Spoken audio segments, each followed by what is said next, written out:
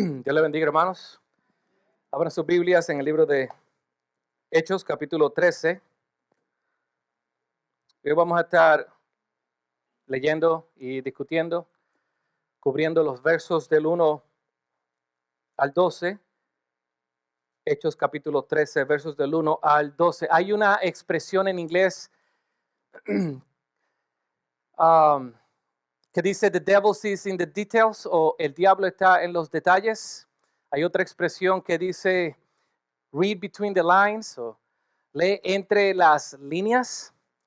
Y a lo que estas expresiones están aludiendo o se están refiriendo es que muchas veces nosotros leemos cosas y no prestamos atención a cosas que no son obvias en el texto.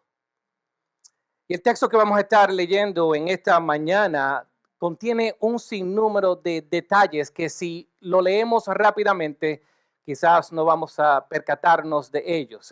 Lucas, el autor de este libro, dejó plasmados ciertos secretos para nosotros descubrir y estoy muy contento de estar aquí con ustedes para poder descubrir esos detalles juntos. Mira lo que dice el texto. Verso 1, en la iglesia que estaba en Antioquía había profetas y habían maestros. Bernabé, Simón llamado Niger, Lucio de Cirene, Manaén, que se había creado con Herodes el tetrarca, y Saulo. Mientras ministraban al Señor y ayunaban, el Espíritu Santo dijo: aparten a Bernabé y a Saulo para la obra a la que los he llamado. Entonces, después de ayunar y orar y haber impuesto las manos sobre ellos, los enviaron.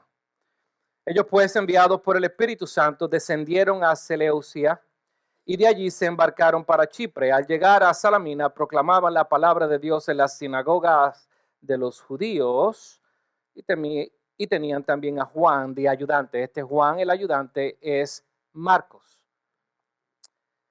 Después de haber recorrido por toda la isla hasta Pafos, encontraron a cierto mago, un falso profeta judío llamado Bar Jesús, que estaba con el procónsul Sergio Paulo, hombre inteligente.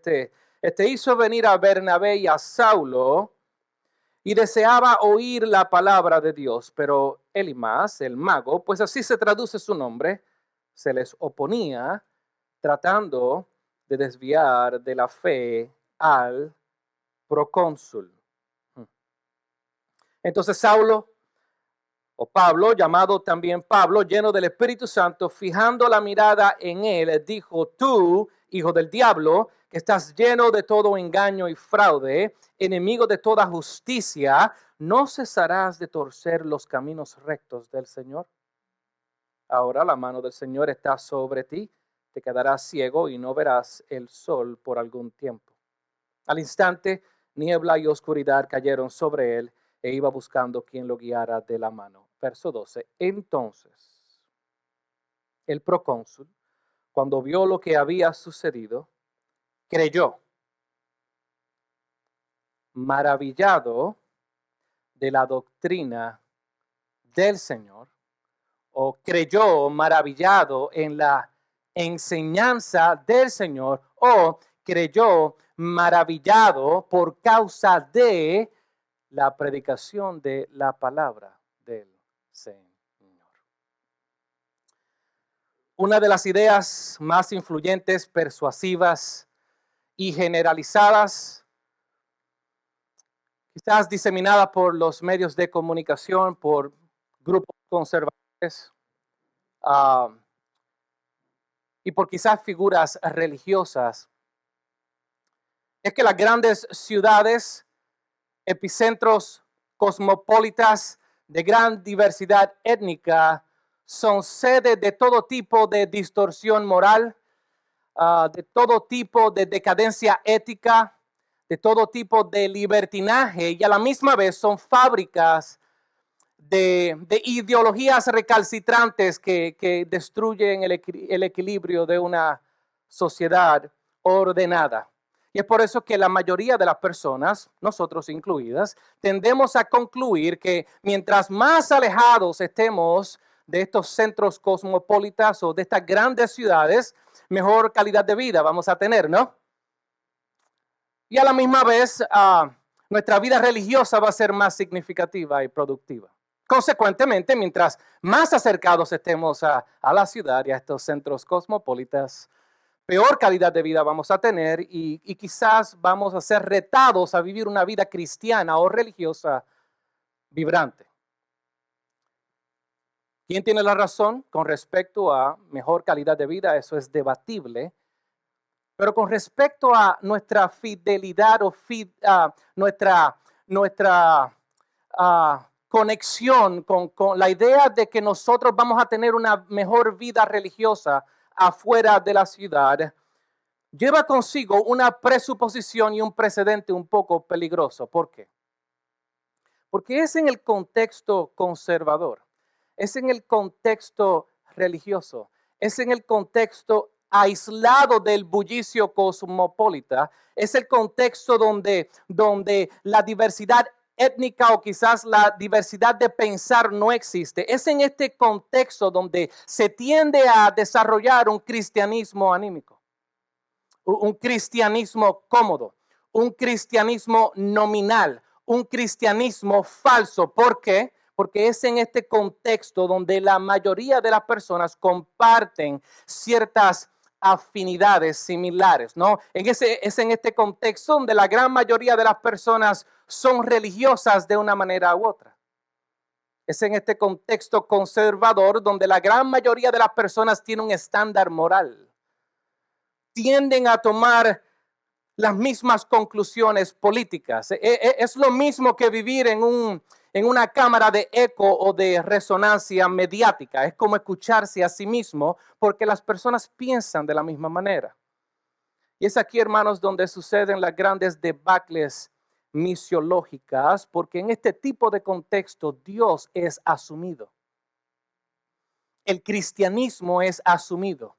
Y todo lo que se asume no es puesto a prueba. Todo lo que se asume no es examinado. Y se asume, hermanos, porque de acuerdo a la Biblia, la gente tiene una apariencia de piedad mientras niegan la eficacia de ella. En otras palabras, es el contexto predilecto para lo que se conoce como el ateísmo práctico, ¿no? Donde la gente está acostumbrada a vivir una dualidad en sus vidas. Es normal ir a la iglesia, ¿no? Es normal ser republicano. Es normal escuchar radio conservadora. Y es normal ser un hipócrita espiritual. ¿Por qué? Porque todos piensan de una manera u otra, de la misma manera. Y es en este tipo de contexto donde la gente vive bien con el concepto de religiosidad, hasta que tú los llamas a obedecer a Jesús, hasta que son llamados a obedecer a Jesús. Y cuando son llamados a obedecer a Jesús genuinamente, entonces nosotros vemos un tipo de hostilidad en contra de cambios genuinos. Y es por eso, hermanos, y vivimos en un contexto como este, es difícil evangelizar en contextos así, ¿no? Es difícil vivir una vida misional efectiva. Es difícil impactar al mundo. ¿Por qué? Porque todo el mundo está familiarizado con Dios. Y cuando uno está familiarizado con algo, uno tiende a desarrollar cierta apatía por eso. Yo conozco de Dios, yo sé quién es Dios, yo no necesito cambiar. Y ese era precisamente el contexto en Jerusalén. Mucha religiosidad sin sustancia. Y es por eso que vemos a Jesús refiriéndose a esta religiosidad en Mateo 23:3, cuando él dice, no hagan conforme a sus obras. ¿Por qué? Porque ellos dicen y no hacen. Religiosidad. Y referente a este tipo de hostilidad, vemos en el verso 37, cuando él dice, Jerusalén, Jerusalén, la que mata a los profetas y apedrea a los que son enviados a ella. ¿Por qué fue que Jerusalén mató a los profetas y a los mensajeros que eran enviados hacia ella? Porque estos mensajeros y estos profetas estaban llamándolos a que ¿qué? a que obedecieran a Jesús, a que experimentaran cambios profundos, pero hay hostilidad. ¿Por qué? Porque están familiarizados con Dios. Y aunque es en Jerusalén, hermanos, donde vemos la iglesia madre ser organizada, no fue en Jerusalén donde el mundo vio algo que nunca había visto, una nueva humanidad. No fue en Jerusalén donde el nombre de cristiano se le otorgó a aquellos creyentes que seguían a Jesús. No fue en Jerusalén donde se estableció una sede de evangelización global. Esto sucedió en una ciudad cosmopolita. Esto sucedió en un lugar que era diverso. Esto sucedió en un lugar que era politeísta y pagano. Esto sucedió en la ciudad de Antioquía, de Siria. El equivalente a Nueva York. Una ciudad completamente pagana porque tiene influencias de un sinnúmero de religiones griegas, asiáticas, de Mesopotamia, de Egipto. Y eso es así, hermanos, porque Antioquía se benefició de esta gran invención romana, la Pax Romana, ¿no? Donde ellos desarrollaron vías de tránsito y ciudades como Antioquía se conectaban a otras ciudades como Italia, Grecia, Egipto, Asia. Y es por eso que ellos tenían un sinnúmero de influencias culturales e influencias religiosas. Y fue en esta ciudad donde Dios, basado en su predilecto y en su sabiduría, decidió establecer un centro misiológico. Dicho sea de paso, fue el centro misiológico más importante de la historia de la iglesia. Fue el centro misiológico que impactó no solamente el mundo greco-romano, pero nosotros estamos hoy aquí por esta iglesia que Dios estableció en Antioquía. Con un grupo de marginados, Dios desarrolló un movimiento global. Es como decir que a Dios le encanta trabajar con cosas insignificantes para el mundo, ¿no? ¿No fue lo que Pablo dijo en 1 Corintios 1:27 cuando él dice que Dios ha escogido lo débil del mundo? ¿Para qué? Para avergonzar lo que es fuerte. Que Dios ha escogido lo vil y despreciado del mundo. ¿Para qué? Para anular lo que es. Para que nadie se jacte delante de Dios. No fue en Jerusalén, un lugar homogéneo, un lugar conservador, donde Dios estableció la iglesia que impactó al mundo, fue en Antioquía. Y es en este contexto, hermanos, donde el capítulo 13 comienza. El capítulo 13 comienza en esta ciudad de Antioquía. El capítulo 13 marca una transición en la historia literaria de Lucas, porque hay un cambio de epicentro, ¿no? Vemos a Lucas que se mueve de Jerusalén, Judea, Samaria, hacia los fines de la tierra, ¿no? El epicentro del contenido de este libro ya no es Jerusalén, sino que es el mundo gentil. Y con esta transición literaria, si se puede considerar como un segundo libro dentro del libro de los Hechos, a partir del capítulo 13, Lucas también resalta a una persona en específico y es el apóstol Pablo, porque fue Pablo quien Dios escogió para que fuera apóstol a quienes, para los gentiles.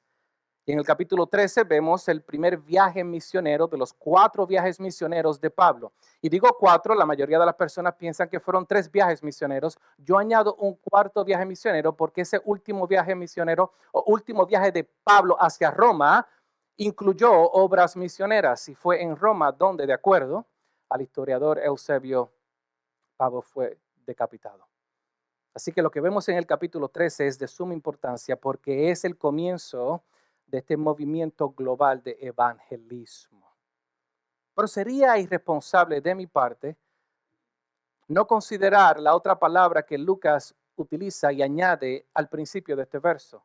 No solo vemos a Antioquía, pero Lucas dice que la iglesia que estaba en Antioquía. Interesante, ¿no? Suena insignificante, quizás usted ha leído eso muchas veces, pero es necesario que entendamos qué tipo de iglesia había sido plantada en Antioquía. Si vamos al capítulo 11, podemos ver el comienzo de esta iglesia. Y si tomamos el capítulo 11 y lo que vemos al principio del capítulo 13, podemos concluir ciertas características de esta iglesia. Lo primero que quiero que vean es que esta iglesia era una iglesia cimentada en la palabra. Mira lo que él dice en el verso 1 del capítulo 13. En la iglesia que estaba en Antioquía, habían, ¿qué, hermanos? profetas y habían ¿qué?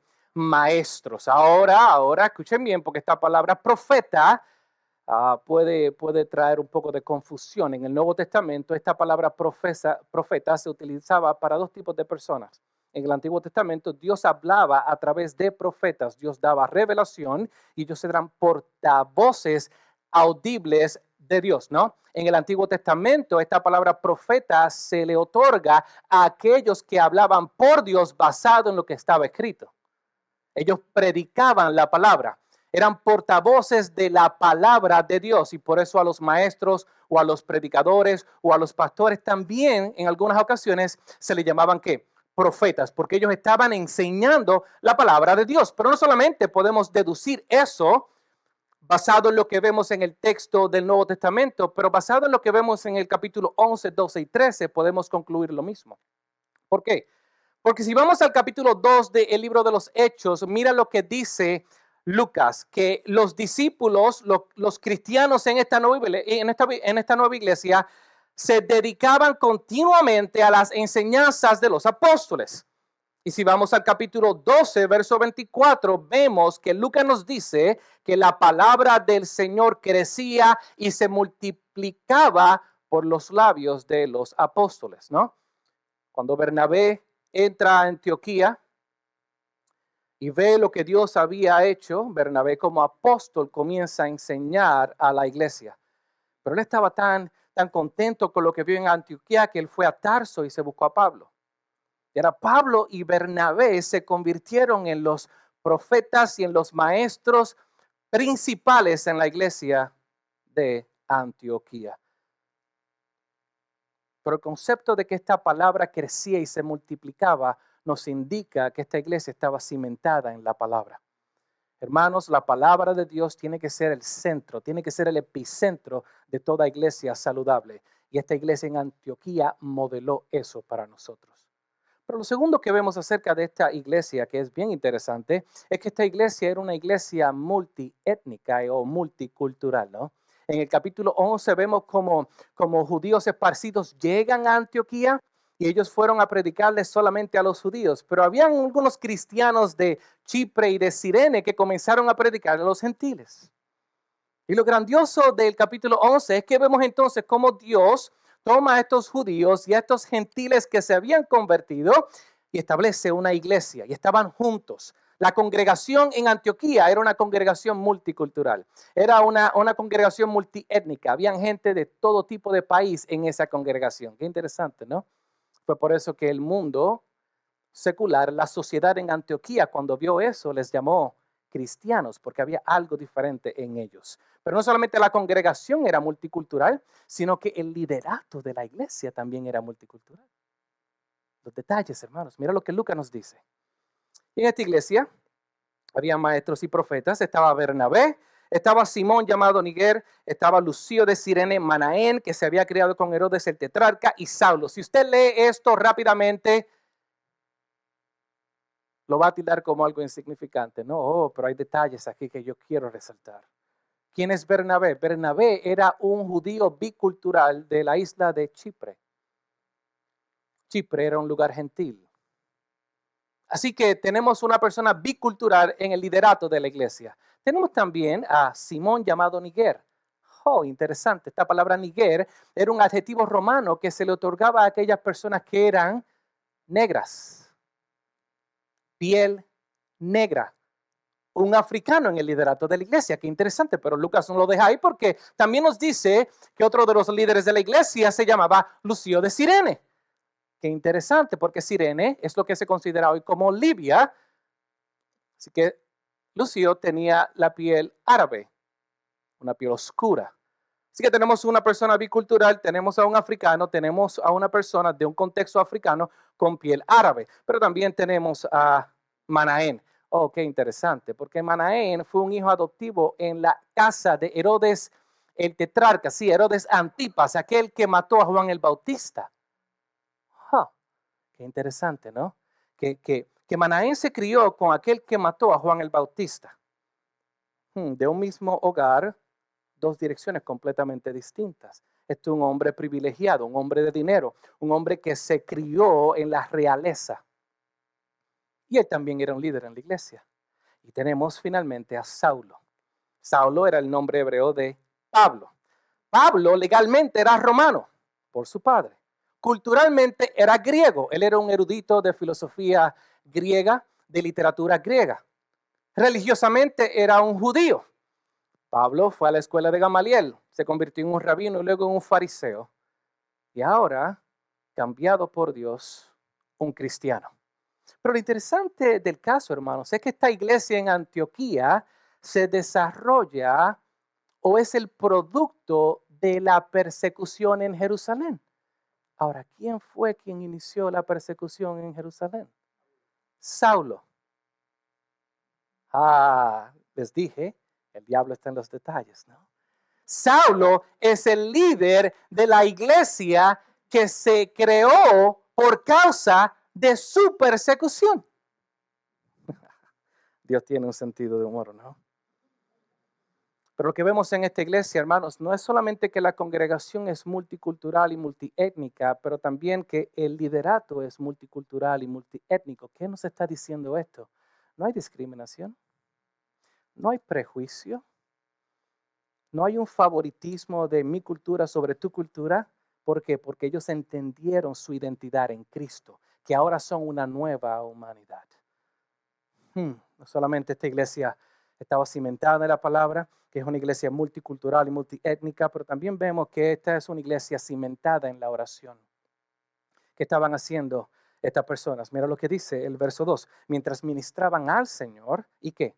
Y ayunaban. Interesante, porque el texto no dice que ellos estaban ministrando del Señor. Y tampoco dice que ellos estaban ministrando por el Señor. Estaban ministrando al Señor. ¿Qué significa eso? Esta frase es de donde nosotros sacamos la palabra liturgia. Es la palabra adoración. Ellos estaban adorando al Señor y también estaban ayunando. Esta iglesia estaba cimentada en la adoración a Dios, estaba cimentada en la oración, estaba cimentada en el ayuno. ¿Por qué? Porque su enfoque no estaba en ellos mismos, sino tenía un enfoque celestial. Dios era el centro de ese servicio. Dios era el centro de esa asamblea. Era una iglesia que demostraba dependencia de Dios a través de la oración, a través del ayuno. Era una iglesia, hermanos, cimentada en la oración. Pero también vemos, hermanos, que esta era una iglesia que ayudaba al pobre y al necesitado. En el capítulo 11 vemos como vino una hambruna en toda la tierra. Y el texto nos dice que ellos, de lo poco que tenían, enviaron ayuda a sus hermanos en Judea.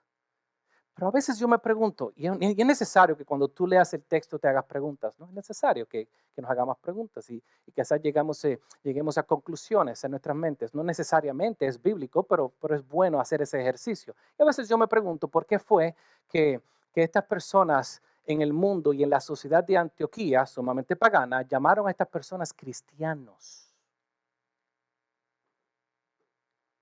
No solamente porque ellos vieron algo que nunca habían visto, eran personas que antes se odiaban, ahora estaban amándose y caminando juntos, pero cristiano significa pequeños cristos.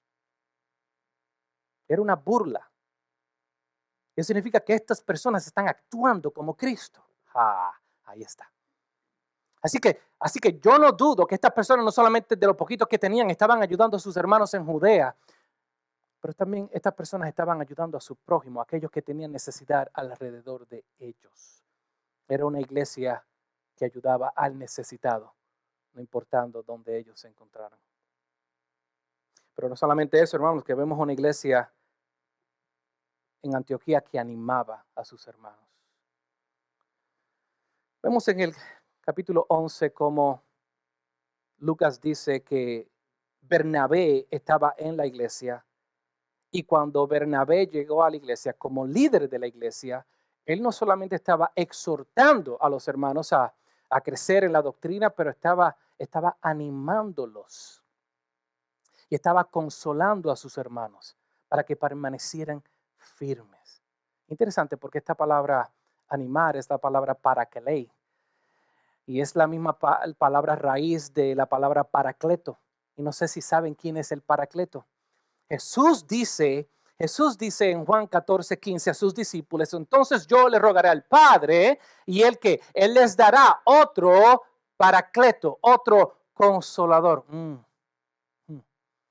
Es una iglesia, hermanos, que no solamente los líderes estaban predicando la palabra, exhortando a que crecieran en la fe, pero era una iglesia donde los líderes estaban animando y consolando a la congregación de la misma manera que el Espíritu Santo opera en nuestras vidas. Hermanos, no solamente vemos eso, era una iglesia también que enviaba. Era una iglesia que era reverentemente misiológica. Mira lo que el texto dice. Entonces después, perdón, verso 2, mientras ministraban al Señor y ayunaban, el Espíritu Santo dijo, aparten a Bernabé y a Saulo para la obra que yo les he llamado. Entonces, mira lo que dice, después de ayunar, después de orar y haber impuesto las manos sobre ellos, los enviaron. Esto es raro. El Espíritu Santo les dice, separen a Pablo y a Bernabé. Y ellos dicen, ok, pero antes de enviarlo, mira lo que hacen. Ellos ayunan acerca de este llamado. No solamente vemos que ellos ayunan acerca de este llamado, pero ellos también oran acerca de este llamado. Y después de que ayunaron y oraron acerca de este llamado, ellos pusieron sus manos para confirmar este llamado. Y no solamente pusieron sus manos para confirmar este llamado, sino que enviaron a los llamados dependiendo de aquel que los llamó. Era una iglesia que reverentemente enviaba. Era una iglesia reverentemente misiológica. Pero por último, vemos que es una iglesia desprendida. ¿Por qué es una iglesia desprendida? Hermanos, porque humanamente hablando, lo que ellos hicieron fue una decisión estúpida. ¿Por qué? Porque enviaron a los mejores. Enviaron a los más capacitados. Enviaron a sus maestros principales. Enviaron a los que estaban liderando por excelencia a la iglesia, a Pablo y a Bernabé. Y esto nos indica, hermanos, que eran una iglesia desprendida porque no se trataba acerca de ellos. Si Dios los llamó, nosotros los enviamos. Y ellos tenían la certeza de que Dios estaba detrás de todo esto. Hermanos, esta iglesia en Antioquía es una iglesia modelo y todos nosotros podemos aprender de ella porque era una iglesia cimentada en la palabra, era una iglesia cimentada en la oración, era una iglesia que ayudaba al necesitado, era una iglesia multiétnica, era una iglesia reverentemente misiológica y era una iglesia desprendida. ¿Sabes lo que no vemos aquí? Una iglesia que se preocupaba por su crecimiento numérico. A ellos no les importaba. Ellos no estaban preocupados por cuántas personas estaban viniendo a la iglesia. Porque ellos sabían que Dios es quien trae el crecimiento. Ellos sabían que si nosotros hacemos lo que tenemos que hacer, si estamos enseñando la palabra, si estamos ayudando a los hermanos a que sean, que vivan en misión en su contexto, Dios va a traer a los hermanos. Dios va a traer a quien Él quiere salvar. Dios va a traer a aquellos que Dios quiere que se congreguen con nosotros. Eso le pertenece a Dios, no a ellos. Hermanos, esto es una iglesia modelo y es una iglesia que todos nosotros debemos tratar de emular. Pero el texto continúa porque no solamente vemos el contexto, no solamente vemos la iglesia, pero también vemos la encomienda. Verso 4, Bernabé y Saulo, llamados y separados por el Espíritu Santo, fueron enviados. Descendieron a Seleucia y de allí se embarcaron para Chipre. Y al llegar a Salamina proclamaban la palabra de Dios en las sinagogas de los judíos y tenían también a Juan de ayudante o Marcos, que era familiar de Bernabé. Después de haber recorrido toda la isla de hasta Pafos, encontraron oposición. Verso 6, después de haber recorrido toda la isla hasta Pafos. Ellos entraron por el este de la isla de Chipre y vemos que tenían una estrategia. Primero fueron a la sinagoga y luego recorrieron toda la isla. Pero hay un detalle que es importante, porque Pablo vino con Bernabé y Bernabé era de Chipre. Y aquí vemos que Dios no hace las cosas alocadamente. Dios le dio a Pablo un ayudante que era del contexto de Chipre. Bernabé conocía la cultura de Chipre, Bernabé conocía las personas de Chipre, Bernabé conocía los lugares en Chipre. Así que Dios saca a Bernabé de Chipre, lo prepara en Jerusalén y lo regresa a Chipre. ¿Será eso lo que Dios está haciendo contigo? Dios quizás te sacó de tu país, te salvó en este lugar, te está preparando en este lugar para enviarte de regreso a casa. ¿Quién sabe? Por eso lo vemos en la vida de Bernabé. Y lo interesante del caso, hermanos, es que Pablo y Bernabé primero van a la sinagoga antes de recorrer la isla. Y es interesante porque esto fue lo que se convirtió en la estrategia de Pablo. Pablo tenía una metodología doble en todo lugar que él iba. Él primero iba a la sinagoga para predicarle a los judíos y luego se movía al mercado para predicarle a los gentiles. Y esto nos lleva entonces a una pregunta teológica. Si Dios separó a Pablo para ser el apóstol a los gentiles, ¿por qué Pablo insistía en ir a la sinagoga primero? Interesante, ¿no? Pero hay cosas que debemos entender. Mira lo que Pablo dice en Romanos 1:16. Porque no me avergüenzo del evangelio, pues es el poder de Dios para la salvación de todo aquel que cree. Amén. Y después dice el judío primeramente y luego el griego. Ja. ¿Qué es lo que está diciendo aquí? Pablo entendía que el pueblo judío, físicamente hablando, humanamente hablando, era el pueblo escogido de Dios. Y Pablo sabía que Dios no había acabado con ellos. Y Pablo sabía que los judíos fueron los primeros recipientes de este mensaje, aunque terminaron rechazando el mensaje. Pero Pablo sabía que Dios todavía tenía un plan con ellos. Y es por eso que él visitaba primero a las sinagogas para predicarle a los judíos. Pero había un detalle más. Y es que Pablo también era judío. Y Pablo amaba a su gente. Y Pablo sabía que aunque él fue enviado a los gentiles, él todavía tenía amor por su gente. Y eso lo vemos en Romanos capítulo 9. Mira lo que él dice empezando en el verso 1. Digo la verdad en Cristo, no miento, dando testimonio a mi conciencia en el Espíritu Santo de que ¿qué? De que tengo gran tristeza y continuo dolor en mi corazón. Creen una imagen de esto mientras Pablo entra en Chipre y se dirige a la sinagoga. Yo me voy a dirigir a la sinagoga porque ahí están mis hermanos en la carne. Y yo tengo una gran preocupación por ellos. Yo quiero que ellos sean salvos porque desearía yo mismo ser anatema, separado de Cristo por amor a mis hermanos, mis parientes según la carne. Porque son israelitas a quienes pertenece la adopción como hijos y la gloria, los pactos, la promulgación de la ley, el culto y las promesas de quienes son los patriarcas y de quienes según la carne procede el Cristo, el cual está sobre todas las cosas, Dios bendito por los siglos. Pero, cuando hay un pero en la Biblia, presten atención. Porque aunque Pablo tenía dolor en su corazón por sus hermanos, Pablo sabía que Dios había escogido gente de toda tribu, de toda lengua y de toda nación. Que eso, está bien nosotros tener preocupación por nuestros hermanos y tener afinidad por nuestros hermanos en la carne y querer que ellos sean salvos. Eso está bien y es bíblico. Pero no podemos perder de perspectiva que tus hermanos son aquellos que están en Cristo independientemente de donde sean.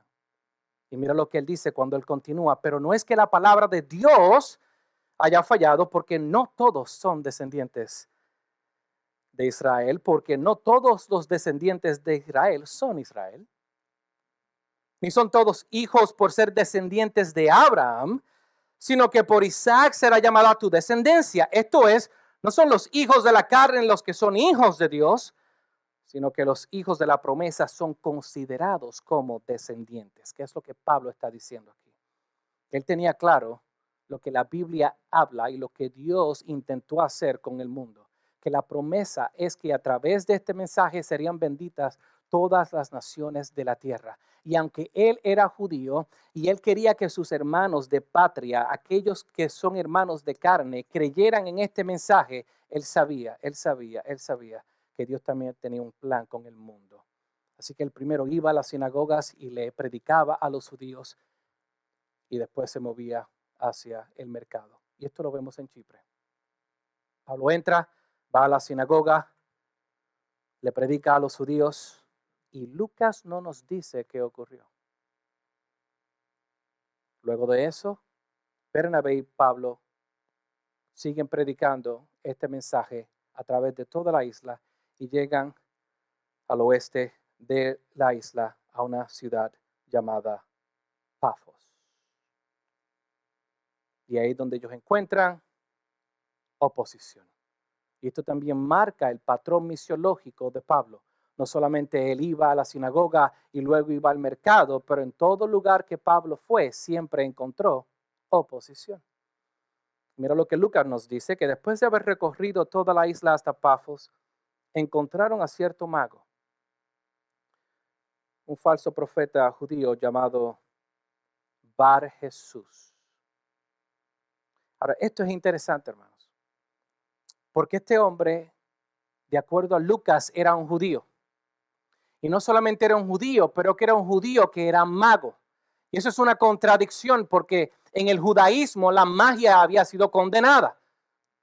Los judíos no practicaban magia, pero este judío era un mago. Y si lo dejamos ahí, no vamos a poder entender lo que Lucas quiere comunicar, pero él nos da otro detalle. Y él nos dice que este judío que era mago era un falso profeta. Ahora podemos entender lo que está sucediendo aquí. Este era un judío que había quizás mezclado el judaísmo con astrología y con misticismo y con espiritualidad pagana, creando un mensaje religioso que era atractivo y persuasivo. Es lo que se llama sincretismo.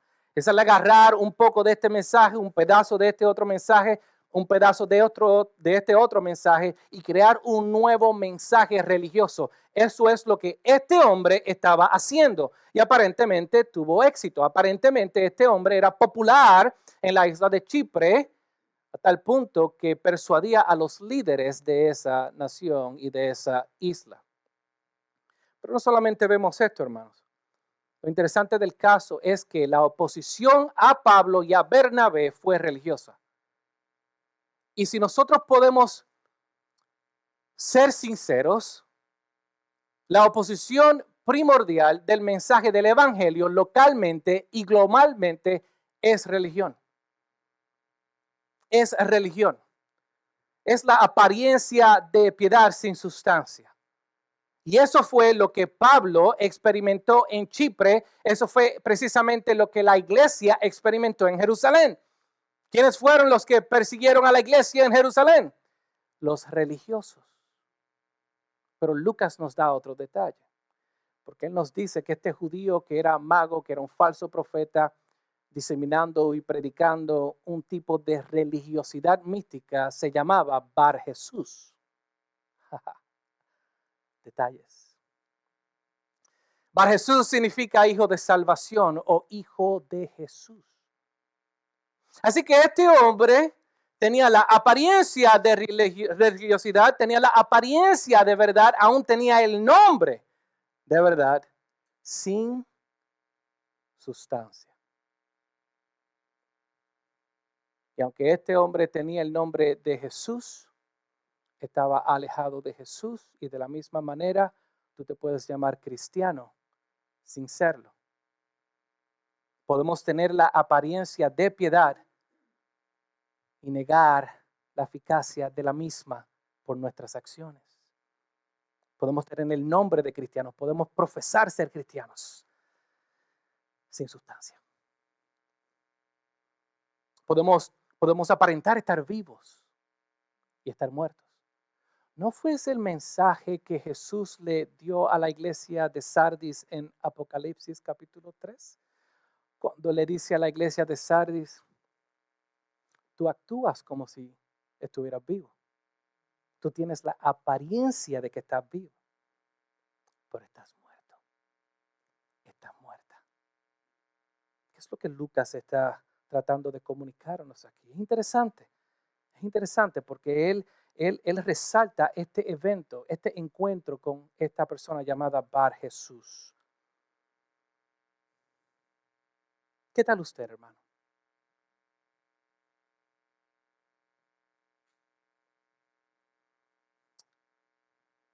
¿Usted es como Bar Jesús? ¿Usted padece del síndrome de Bar Jesús? Tener la apariencia de piedad. Profesar ser algo que realmente no es. Vivir en esta dicotomía espiritual. Profesamos ser algo que no vivimos. Comencé el sermón hablando acerca del contexto religioso, donde muchas personas están bien con la religiosidad hasta que son llamados a obedecer a Jesús genuinamente. Esos son Bar Jesús. ¿Qué tal nosotros? Pablo nos exhorta a que nos examinemos, ¿no? Aquellos que profesan estar en la fe, examínense. Examínense. Y esta es la razón por la cual debemos examinarnos. El engaño y la falsedad, la mayoría de las veces, no son obviamente discernibles. El engaño y la falsedad se proyectan como la verdad y quizás tienen un poco de verdad en ellas. ¿No crees que Satanás va a venir a engañarte de una manera sin ningún tipo de discreción? No, la palabra dice que él se viste ¿de qué? De ángel de luz. ¿Para qué? Para engañar.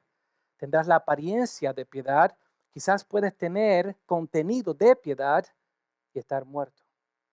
Inclusive, la Biblia nos dice que los demonios creen.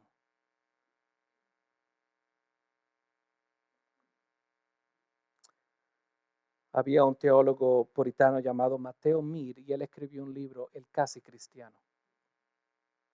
En este libro él indica que usted puede acertar y creer todas las cosas que están en este libro intelectualmente hablando.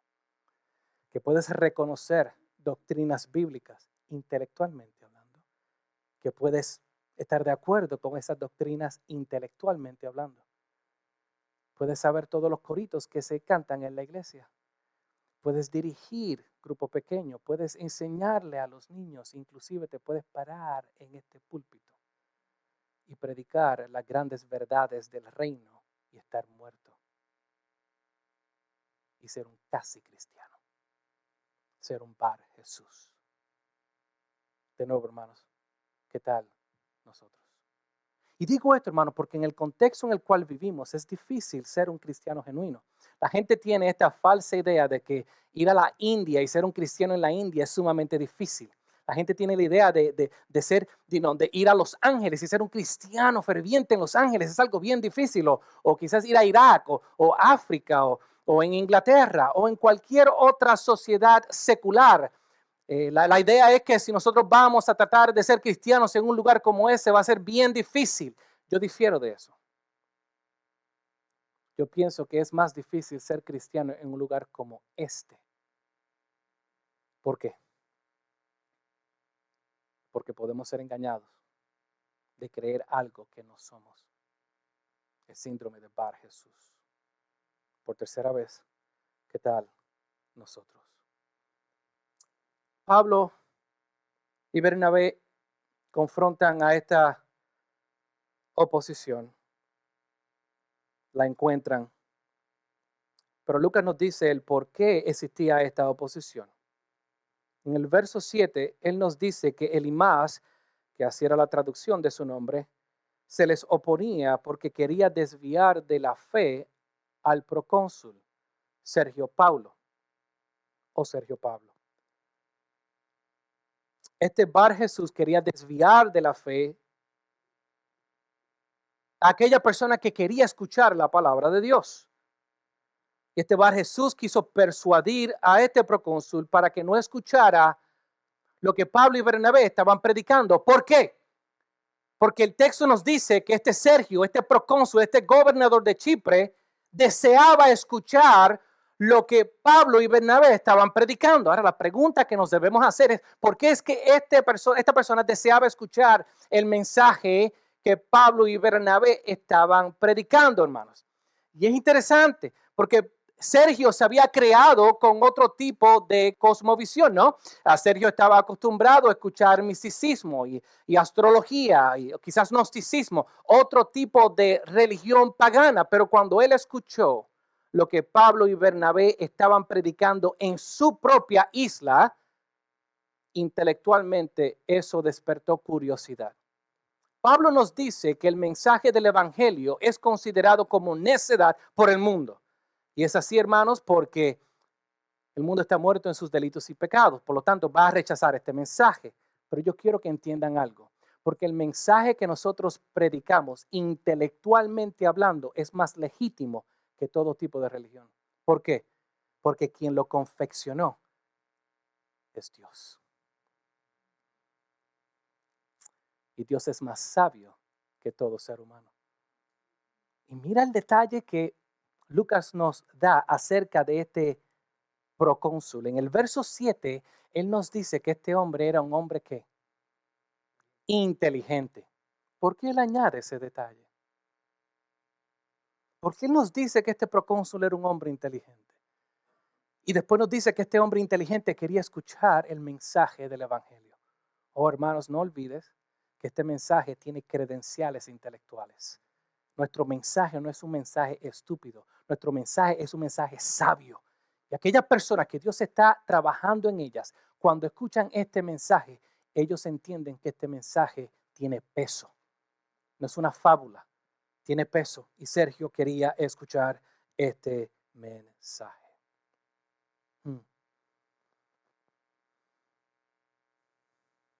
¿Cuál fue la respuesta a la oposición? Si nosotros nos dejamos llevar, hermanos, por la cultura cristiana que nos dice que nosotros debemos ser bonachones, quizás podemos concluir que cuando Pablo y Bernabé encontraron esta oposición, ellos quizás pues le dieron un beso en la mejilla y le dijeron a la oposición, por favor, no hagas eso. No, eso no fue lo que Pablo hizo. ¿Qué fue lo que Pablo hizo, hermanos? Verso 9. Entonces Saulo, llamado también Pablo, lleno del Espíritu Santo, en otras palabras, en nuestro coloquio, en nuestra vernácula, respaldado por el Espíritu Santo. No, Dios respalda la indignación recta. Cuando tú te indignas por algo que es erróneo, Dios respalda esa indignación. Especialmente cuando se trata del Evangelio, especialmente cuando se trata de la palabra de Dios. Cualquier persona que trate de distorsionar el mensaje del Evangelio no puede ser confrontado de una manera pasiva. No. ¿Por qué? Porque hay vidas que dependen de este mensaje.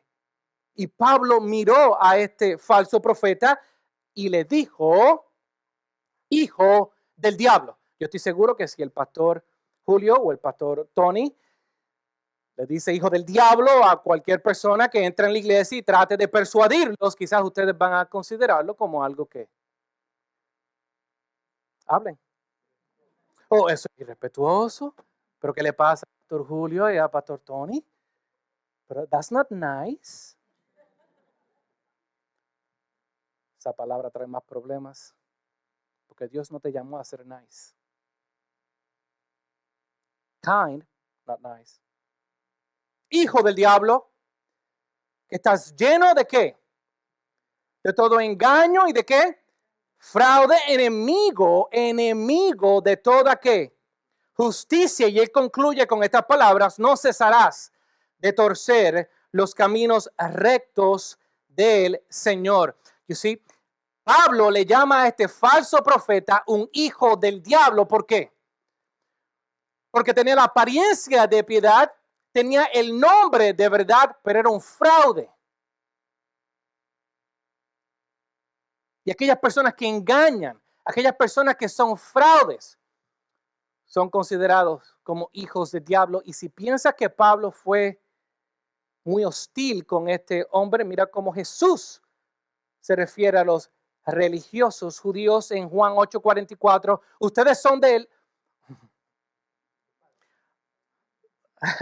Ustedes son de su padre, el diablo. En otras palabras, hijos del diablo.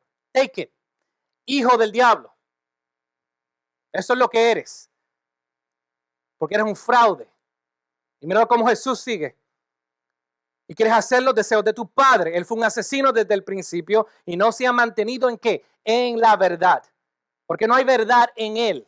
Él puede aparentar la verdad, pero no hay verdad en él. Cuando habla mentira, habla de su propia naturaleza porque es mentiroso y padre de la mentira. Bar Jesús era un hijo del diablo porque era un fraude, porque era un engañoso, porque estaba hablando mentiras. Apariencia de piedad sin la verdad es mentira. Y de acuerdo a Jesús, solamente hijos del diablo hacen eso. Pero no solamente él les llama hijo del diablo. Pablo les dice o le dice a él que él es un enemigo de justicia. Aquellos que engañan, aquellos que mienten, aquellos que solamente tienen la apariencia de piedad sin tener la sustancia de ella, son enemigos de justicia. Y porque son enemigos de justicia, mira lo que Pablo les dice, ellos tuercen los caminos rectos del Señor.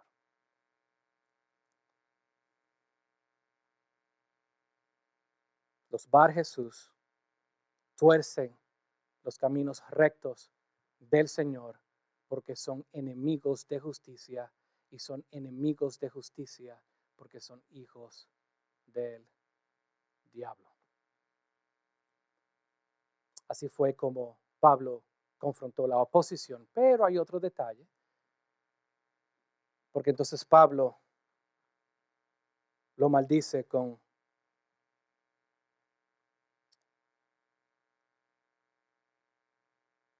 un ataque físico. Te quedarás ciego y no verás el sol por algún tiempo. Oh, interesante, ¿no? Detalles.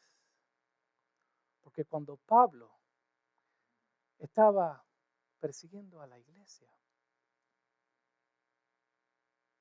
con su engaño, con su apariencia de piedad, Dios lo cegó por un tiempo. Es como Pablo decir, yo sé de dónde vienes, porque yo estuve ahí. Y yo también era hijo del diablo. Y Dios me cegó. Pero luego de que me cegó, yo pude ver. Al instante niebla y oscuridad cayeron sobre él e iba buscando quien lo guiara de la mano.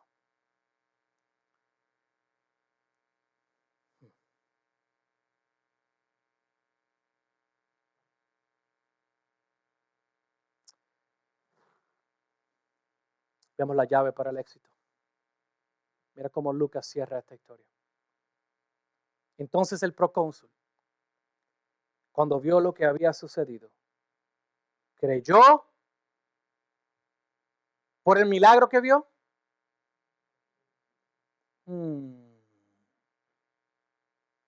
Creyó maravillado del milagro que observó. No. Maravillado cuando vio que este falso profeta quedó ciego. No. Maravillado de la doctrina del Señor. Maravillado de la palabra de Dios. Maravillado por la predicación por los labios de Pablo y Bernabé. Eso fue lo que lo cambió. Cuando el Espíritu Santo llamó a la iglesia para que separara a Pablo y a Bernabé para una encomienda, la iglesia oró por ellos, la iglesia ayunó por ellos, la iglesia puso sus manos sobre ellos y la iglesia los encomendó sabiendo que lo que dice en el libro de Isaías es cierto, que toda palabra que sale de la boca de mis labios. No retornará atrás vacía, sino que, ¿qué, hermanos? Sino que cumplirá el propósito por la cual fue, ¿qué?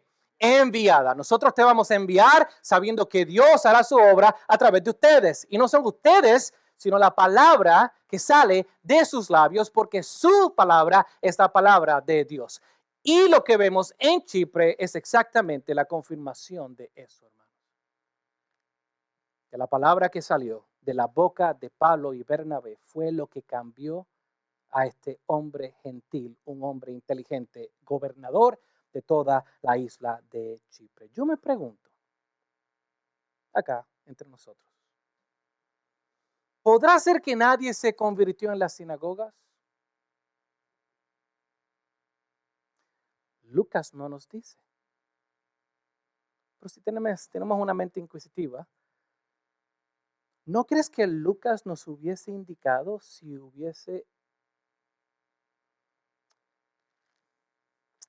ellos hubiesen experimentado una conversión masiva en la sinagoga? ¿Qué tal a través de la isla de Chipre? ¿No crees que si hubo una conversión masiva en la isla de Chipre, no crees que Lucas nos los hubiese dicho? Pero por alguna razón, él solamente habla de una conversión en toda la isla de Chipre. Fue la conversión del gobernador de Chipre, Sergio Paulo.